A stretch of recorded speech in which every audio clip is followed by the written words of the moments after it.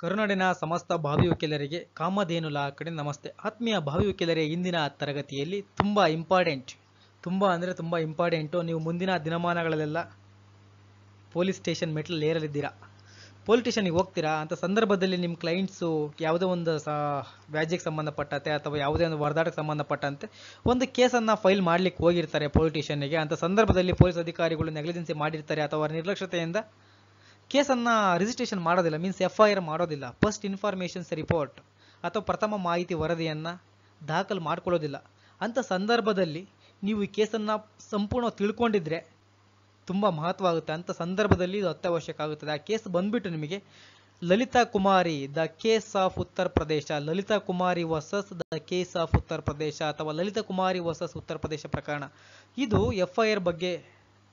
FIR ಬಗ್ಗೆ supreme court ಅವರು mandatory ಮಾಡಿದ್ದಾರೆ.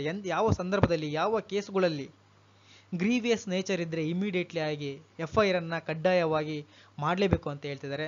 ಅದನ್ನು ಯಾವ ಸಂದರ್ಭದಲ್ಲಿ ಮಾಡಬೇಕು, ಯಾವ ಸಂದರ್ಭದಲ್ಲಿ ಮಾಡ್ಲಿಕ್ಕೆ ಬರೋದಿಲ್ಲ ಅನ್ನೋದನ್ನು ಇಂದಿನ ತರಗತಿಯಲ್ಲಿ ಸಂಪೂರ್ಣ ತಿಳ್ಕೊಳ್ಳೋಣ ಭಾವಿ ವಕೀಲರೇ ಅಂತ ಹೇಳ್ತಾ ಮುಂದಕ್ಕೆ ಹೋಗೋಣ. ಫಸ್ಟ್ ಒಂದು ಇಮೇಜ್ ಕೊಟ್ಟಿದ್ದೀವಿ, Lalitha Kumari versus the case of Uttar ಪ್ರದೇಶ ಅಂತ ಹೇಳ್ಬಿಟ್ಟು ಅರ್ಥ ಮಾಡ್ಕೊಳ್ಳಿ. ಈ ತಕ್ಕಡಿ ಏನು ಹೇಳ್ತಿದೆ ನಿಮಗೆ ಅಂದರೆ, ಕಾನೂನಿನ ಮುಂದೆ ಎಲ್ಲರೂ ಸಮಾನರು. ಅರ್ಥ ಮಾಡ್ಕೊಳ್ಳಿ, ಕಾನೂನಿನ ಮುಂದೆ ಎಲ್ಲರೂ ಸಮಾನರು, ಯಾವುದೇ ಭೇದ ಭಾವ ಇಲ್ಲ. ಆದರೆ ಏನು ಮಾಡ್ತಾರೆ, ಇತ್ತೀಚಿನ ದಿನಮಾನಗಳಲ್ಲಿ ನೀವು ಪೊಲೀಸ್ ಸ್ಟೇಷನಲ್ಲಿ ಹೋದಾಗ ಯಾವುದೇ ಒಬ್ಬ ರಾಜಕೀಯ ಒತ್ತಡಕ್ಕೆ ಮಣಿದುಬಿಟ್ಟು ಪೊಲೀಸರು FIR ಅನ್ನು ರಿಜಿಸ್ಟರ್ ಮಾಡೋದಿಲ್ಲ. ತುಂಬ ದುರ್ದೈವ ಅನಿಸುತ್ತೆ ನನಗೆ.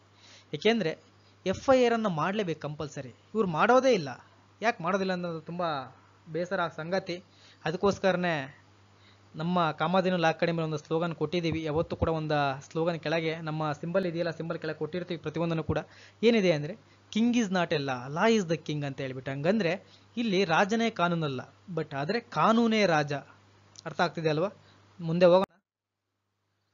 ಭಾವಿ ವಕೀಲರೇ ಗಮನಿಸಿ, Lalita Kumari versus the case of Uttar Pradesh 2013ರಲ್ಲಿ ಸುಪ್ರೀಂ ಕೋರ್ಟ್ ಡಿಸಿಷನ್ ನೀಡಿದೆ.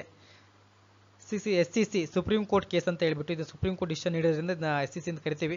384 is one of the most significant judgment in the criminal justice system of India. In this judgment, the Supreme Court gave definitive guidelines. ಅರ್ಥ ಮಾಡ್ಕೊಳ್ಳಿ, definitive guidelines on filing of FIR, first informations report. ಇನ್ನೊಂದ್ಸರಿ ಹೇಳ್ತೀನಿ, ಅರ್ಥ ಮಾಡ್ಕೊಳ್ಳಿ. Lalita Kumari versus the case of Uttar Pradesh 2013ನಲ್ಲಿ judgement ಆಗಿರುವಂಥದ್ದು. ಇದು supreme court decision ನೀಡಿರೋದು. Is one of the most significant judgement in the criminal justice system of India. In this judgment, the Supreme Court gave definitive guidelines on filing of FIR, first informations report. ಹಂಗಂದ್ರೆ ಆತ್ಮೀಯ ವಿದ್ಯಾರ್ಥಿಗಳೇ ಅರ್ಥ ಮಾಡ್ಕೊಳ್ಳಿ, ತುಂಬ important. ಏನು Lalitha Kumari versus Uttar Pradesh ಪ್ರಕರಣ ಇದೆಯಲ್ಲ, ಇದು ಭಾರತದ ಕ್ರಿಮಿನಲ್ ಅಥವಾ ಭಾರತದ ಅಪರಾಧದಲ್ಲಿ ನ್ಯಾಯ ವ್ಯವಸ್ಥೆಯಲ್ಲಿ ಬಹಳ ಮಹತ್ವದ ತೀರ್ಪುಗಳಲ್ಲಿ ಒಂದಾಗಿದೆ. ಓಕೆನಾ? ಈ ತೀರ್ಪಿನಲ್ಲಿ supreme court FIR means first information ರಿಪೋರ್ಟ್ಗೆ ಸಂಬಂಧಪಟ್ಟಂತೆ ಅಥವಾ ಪ್ರಥಮ ಮಾಹಿತಿ ವರದಿಗೆ ಸಂಬಂಧಪಟ್ಟಂತೆ ದಾಖಲಿಸುವ ಬಗ್ಗೆ ನಿರ್ಣಾಯಕ ಮಾರ್ಗದರ್ಶಿಗಳನ್ನು ನೀಡಿತು. ಅವು ಯಾವ ನೋಡ್ಕೊಂಡು ಬರೋಣ. ಅದಕ್ಕಿಂತ ಮುಂಚೆ ಇದನ್ನ ಕೇಸ್ ಡೀಟೇಲ್ಸ್ ಸಂಪೂರ್ಣ ತಿಳ್ಕೊಳ್ಳೋಣ. ಪೆಟಿಷನರ್ ಮೀನ್ಸ್ ವಾದಿ ಬಂದ್ಬಿಟ್ಟು ಲಲಿತಾ ಕುಮಾರಿ ಅವರು, ರೆಸ್ಪಾಂಡೆಂಟ್ ಗೌರ್ಮೆಂಟ್ ಆಫ್ ಉತ್ತರ ಪ್ರದೇಶ ಪ್ರತಿವಾದಿ. ಆ ಥರನೇ ಯಾವ ಕೋರ್ಟು? ಸುಪ್ರೀಂ ಕೋರ್ಟ್, ಮಾನ್ಯ ಸರ್ವೋಚ್ಚ ನ್ಯಾಯಾಲಯ ಅವರು ಡಿಸೈಡ್ ಮಾಡಿರುವಂಥ ಅಥವಾ ನಿರ್ಣಯಿಸಿರುವ ಅಥವಾ ತೀರ್ಪು ನೀಡಿರುವಂಥ ಒಂದು ಜಡ್ಜ್ಮೆಂಟ್ ಇದು. ಆಯ್ತಾನೆ ಜಡ್ಜ್ ಕಾನ್ಸ್ಟಿಟ್ಯೂಷನ್ಸ್ ಬೆಂಚ್ ಅಂತ ಕೊಟ್ಟಿದ್ದಾರೆ. ಆಯ್ತಾನೆ ಡೇಟ್ ಆಫ್ ಜಡ್ಜ್ಮೆಂಟ್ 12 ನವೆಂಬರ್ 2013ರಲ್ಲಿ ಈ ಕೇಸ್ ಡಿಸೈಡ್ ಆಗಿದೆ. ಅರ್ಥ ಮಾಡ್ಕೊಳ್ಳಿ, ತುಂಬ ಇಂಪಾರ್ಟೆಂಟು.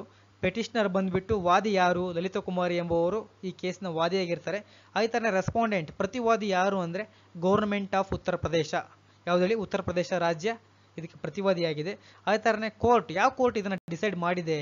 ಈ Lalitha Kumari versus the state of Uttar ಪ್ರದೇಶ ಪ್ರಕರಣವನ್ನು ಯಾವ ಕೋರ್ಟು ಡಿಸಿಷನ್ ನೀಡಿದೆ ಅನ್ನೋದಾದರೆ ಸುಪ್ರೀಂ ಕೋರ್ಟ್ ಆಫ್ ಇಂಡಿಯಾ. ಓಕೆನಾ? ಮಾನ್ಯ ಭಾರತದ ಗೌರವಿತ ಸರ್ವೋಚ್ಚ ನ್ಯಾಯಾಲಯ ಒಂದು ತೀರ್ಪನ್ನು ನೀಡಿರುವಂಥ ಒಂದು ಪ್ರಕರಣ ಇದು. ಅದೇ ಥರ ಜಡ್ಜಸ್ ಯಾರು ನೀಡಿದ್ದಾರೆ ಅಂದರೆ ಕಾನ್ಸ್ಟಿಟ್ಯೂಷನಲ್ ಬೆಂಚ್ ಇದನ್ನು ತೀರ್ಪನ್ನು ನೀಡಿದೆ. ಅದೇ ಥರ ಡೇಟ್ ಆಫ್ ಜಡ್ಜ್ಮೆಂಟ್, ಯಾವ ದಿನಾಂಕದಂದು ಈ ಪ್ರಕರಣ ಹೊರ ಬಂದಿದೆ ಅಂದರೆ 12 ನವೆಂಬರ್ 2013ರಂದು ಈ ಪ್ರಕರಣವನ್ನು ನಿರ್ಣಯಿಸಲಾಗಿದೆ. ಆತ್ಮೀಯ ಭಾವಿ ವಕೀಲರೇ ಗಮನಿಸಿ, ಬ್ಯಾಕ್ಗ್ರೌಂಡ್ ಆಫ್ ದಿ ಕೇಸಸ್ ತುಂಬ important. Background of the cases, a girl named Lalita Kumari. ಅರ್ಥ ಮಾಡ್ಕೊಳ್ಳಿ, a girl named Lalita Kumari was abdicated by her father who lodged a complaint in the police stations. However, the police decided to investigate first without register an FIR immediately. Because of this, the family approached the Supreme Court to seek justice. The petitioner challenged the decisions of the police and argued that registrations of an FIR should be mandatory.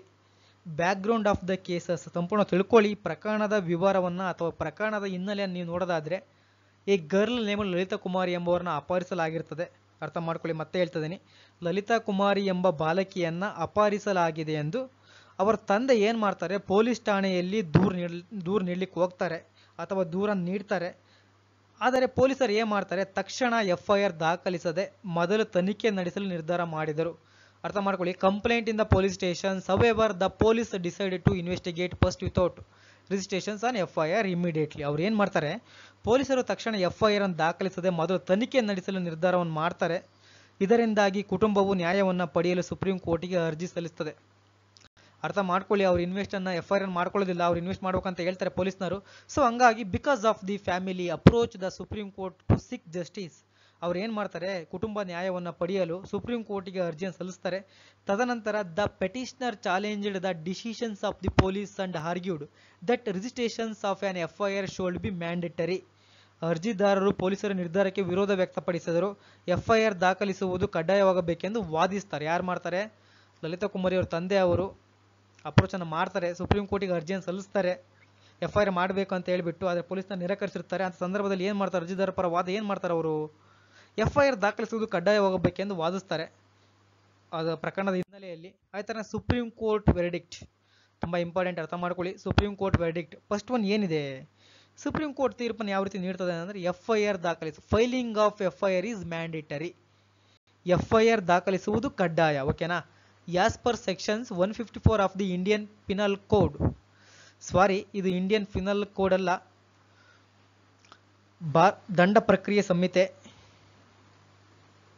ದಂಡ ಪ್ರಕ್ರಿಯೆ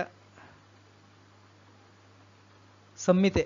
ಅರ್ಥ ಮಾಡ್ಕೊಳ್ಳಿ ಆತ್ಮೀಯ ಭಾವಿ ವಕೀಲರೆ, ಅಲ್ಲಿ Indian penal code ಅಂತ ಕೊಟ್ಟಿದ್ದಾರೆ. Indian penal code ಅಲ್ಲ, CRPC ಕ್ರಿಮಿನಲ್ ಪ್ರೊಸೀಜರ್ ಕೋಡ್ ಅಂತ ಹೇಳಿಬಿಟ್ಟು 1973 ಸೆಕ್ಷನ್ಸ್ 154 ಅಂಡರಲ್ಲಿ it is mandatory to register on FIR immediately after receiving any additional information. ಅರ್ಥ ಮಾಡ್ಕೊಳ್ಳಿ, ಏನು ಹೇಳ್ತಿದ್ದಾರೆ ಅಂದರೆ ಅವರು, ಭಾರತೀಯ ದಂಡ ಪ್ರಕ್ರಿಯೆ ಸಂಹಿತೆ ಸೆಕ್ಷನ್ಸ್ 154ರಂತೆ ಯಾವುದೇ ಪೂರಕ ಮಾಹಿತಿ ದೊರೆತ ಕೂಡಲೇ FIR ದಾಖಲಿಸುವುದು ಕಡ್ಡಾಯ ಅಂತ ಸುಪ್ರೀಂ ಕೋರ್ಟ್ ಹೇಳ್ತಿದೆ. ಓಕೆನಾ. ಯಾವ ಆ್ಯಕ್ಟ್ ಅದು, ಸುಪ್ರೀಂ ಕೋರ್ಟ್ ಹೇಳ್ತಿರೋದು ಯಾವ ಆ್ಯಕ್ಟಲ್ಲಿ, CRPC ಸೆಕ್ಷನ್ಸ್ 154. ಕಂಪೀಸ್ ಆಗಬೇಡಿ, ಇವರು ಇಂಡಿಯನ್ ಪಿನಲ್ ಕೋಡ್ ಅಂತ ಕೊಟ್ಟಾರೆ, ಅದರಲ್ಲಿ ಮಿಸ್ಟೇಕ್ ಆಗಿದೆ. ಇಂಡಿಯನ್ ಪಿನಲ್ ಕೋಡ್ ಅಲ್ಲ ಅದು, CRPC criminal procedure code 1973 under sections 154 ಅಂಡರಲ್ಲಿ FIR ಮಾಡ್ಕೊಳ್ಳೋದು ಮ್ಯಾಂಡೇಟರಿ ಇಸ್ ಕಂಪಲ್ಸರಿ. ಓಕೆನಾ. After receiving any additional information, ಯಾವುದೇ ಪ್ರಥಮ ಮಾಹಿತಿ ಬರುತ್ತಲ್ಲ, ಪ್ರಥಮ ಮಾಹಿತಿ ಬಂದ ತಕ್ಷಣ ಅವ್ರು FIR ಅನ್ನು ದಾಖಲಿಸಬೇಕು.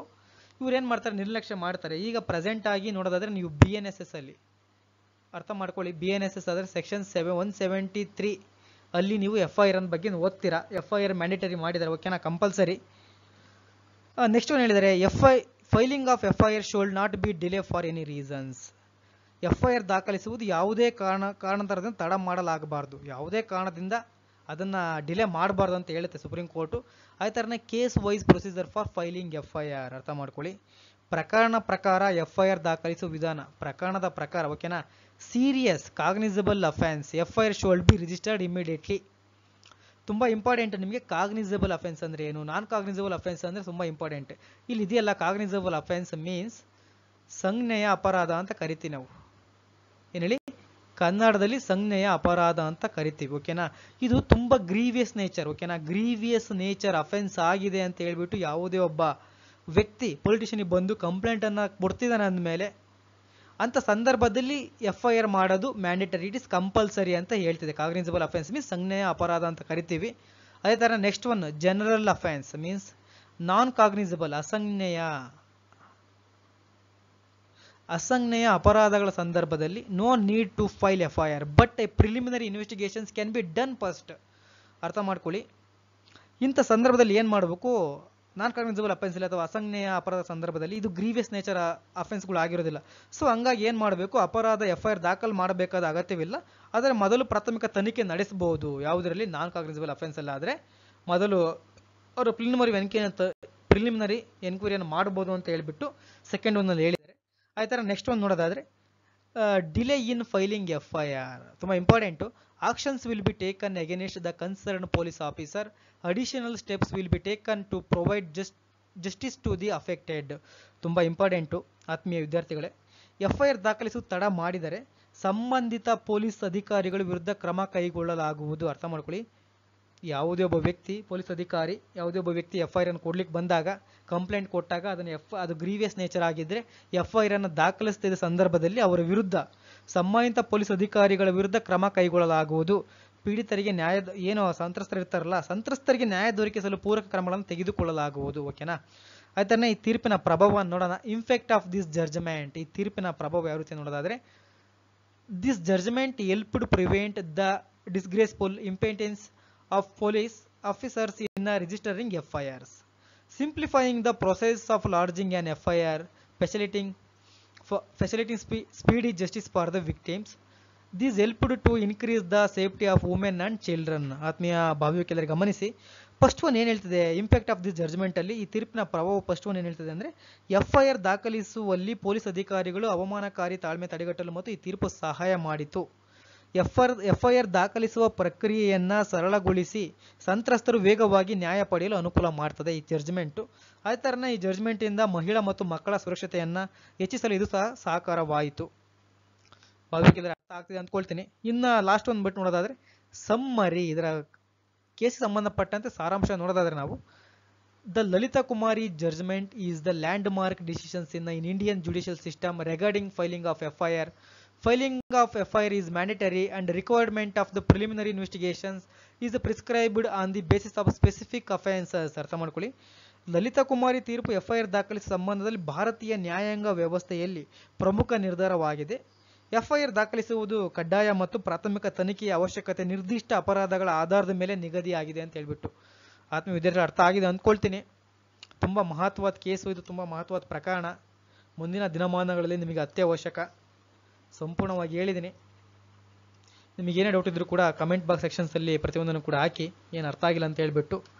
ಮುಂದಿನ ತರಗತಿಯಲ್ಲಿ ನೀವು ಏನು ಡೌಟ್ ಸೆಕ್ಷನ್ಸ್ ಕಮೆಂಟ್ ಸೆಕ್ಷನಲ್ಲಿ ಹಾಕಿರೋದನ್ನು ನಾವು ಖಂಡಿತವಾಗಿ ಸಂಬಂಧಪಟ್ಟಾಗ ನಾನು ಮಾಡ್ತೀನಿ ಅಂತ ಹೇಳ್ಬಿಟ್ಟು ಇಂದಿನ ತರಗತಿಯನ್ನು ಸಂಪೂರ್ಣ ಮುಗಿಸ್ತಿದ್ದೇನೆ. ಎಲ್ಲರಿಗೂ ಶುಭವಾಗಲಿ. ಈಗಾಗಲೇ ಕಾಮಧೇನು ಲಾ ಅಕಾಡೆಮಿಯಲ್ಲಿ 3 ವರ್ಷದ ಕಾನೂನು ವಿದ್ಯಾರ್ಥಿಗಳಿಗೆ ಸಂಬಂಧಪಟ್ಟಂತೆ 2, 4 ಮತ್ತು 6ನೇ ಸೆಮಿಸ್ಟರ್ಗಳಿಗೆ ಈಗಲೇ ತರಗತಿಗಳು ಪ್ರಾರಂಭಗೊಂಡಿವೆ. ಹೆಚ್ಚಿನ ಮಾಹಿತಿಗಾಗಿ 7353872963ಗೆ ಕರೆ ಮಾಡಿ. ಧನ್ಯವಾದಗಳು.